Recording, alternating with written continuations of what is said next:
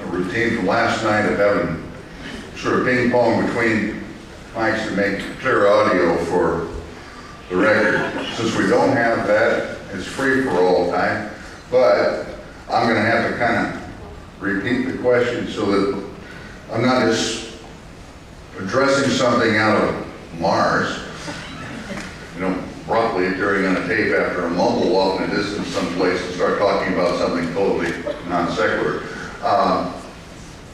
That's, I think, the only rule, and that's more like an explanation of why I'm going to repeat what you say in some form or another. And I'm not feeling terribly professorial, so I don't have to. I'm liberated from all that. Okay? Yeah. But you are a professor, I can tell by the fact you keep putting your hand up like it's required etiquette in the room. Go ahead. Thank you. Yes, sir. A short note, after reading your book, For the Matter of Genocide, seeing that it was dedicated to, I tried to, Raphael, and tried to get a copy in the Toronto Library. The entire library system has no copies, although I would hope that maybe a university library does.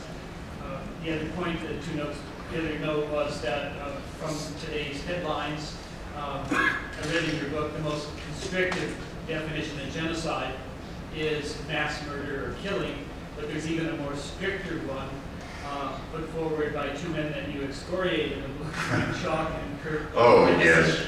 Who say that genocide is a form of one-sided mass killing, which effectively renders no genocides, including the Holocaust, because there's always been a form of resistance.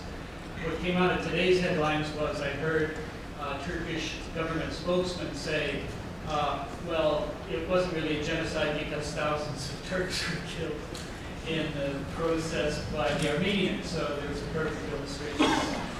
The question I wanted to ask you, and this is really a heartfelt one, I'm an activist for the Palestinians for many years, and many times a favorite Zionist ploy in arguing is to say, why are you concerned with the Palestinians when you have your own problems back home, specifically what you did with the Indians?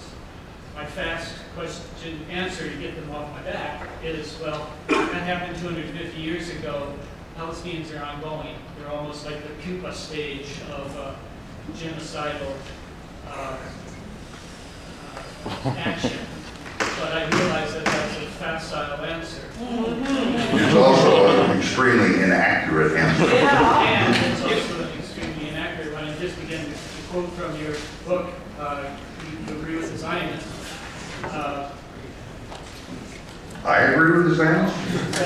In the sense that you say, when you're talking about internal genocides or the settler state, structured innovation evidenced most plainly in the United States, Canada, Australia, New Zealand, and Israel, in which an invading group quite literally supplants the indigenous population on its own land base. Yes. And that struck me as well and convinced me that what I'm telling the Zionists is not true, that I should be as focused on what is currently happening here. The question in my mind is what kind of different action should I entertain than what I'm doing now with trying to come to terms with what's happening with the Palestinians? Wow. Now, I'm supposed to summarize that.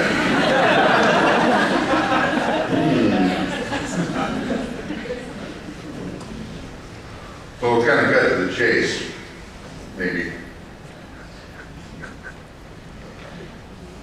First off, the way I view the whole issue of Palestine in relation to here, I quote my elder brother Russell Means to that effect, which in 1982, when the Battle of Beirut was going on, we were engaged in a land occupation just a few miles outside of Rapid City, South Dakota. And some of you may know Beirut. The Israelis did not want actually to kill Yasser Arafat because then they'd have to deal with hardliners.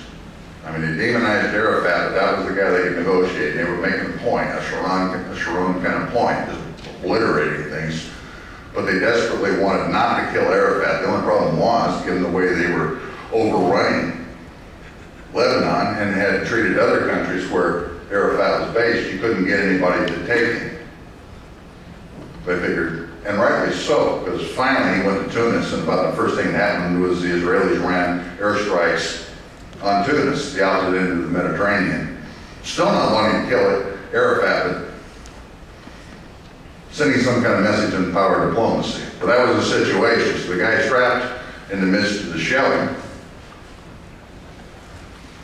in Beirut, who convened a press conference in Rapid City that was actually attended. All right?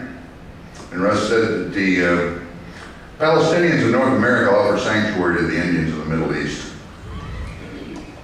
Pharaoh.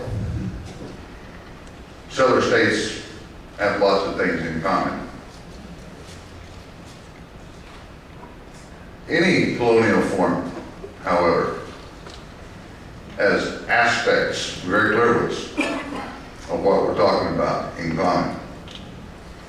I do subscribe to the Sartrean notion, articulated in '68 while he was studying what the United States was doing in Southeast Asia. And he used the French colonization of Algeria as his model. Colonization equals genocide. You cannot impose and maintain a colonial order of any sort on any people without having a genocidal impact on that people.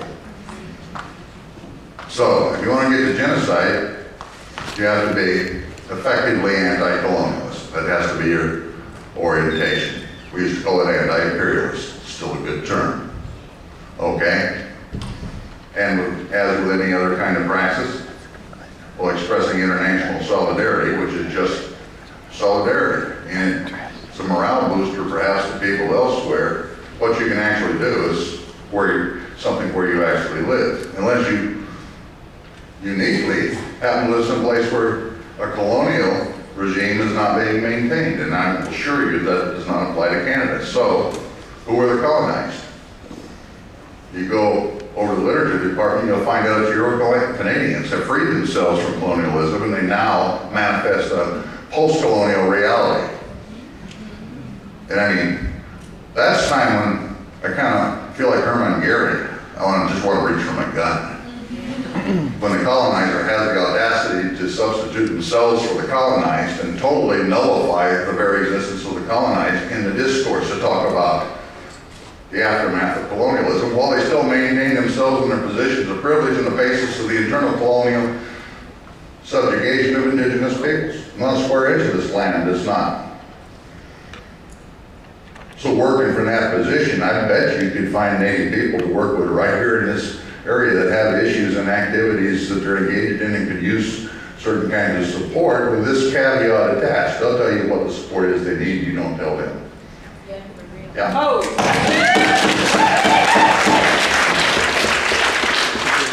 You don't forget about Palestine, I'm not saying that. That's the international solidarity part, but that's halfway around the world. Well, not always, the funding comes from here too, so there's concrete things you can do. But your main focus is where you are. Yeah.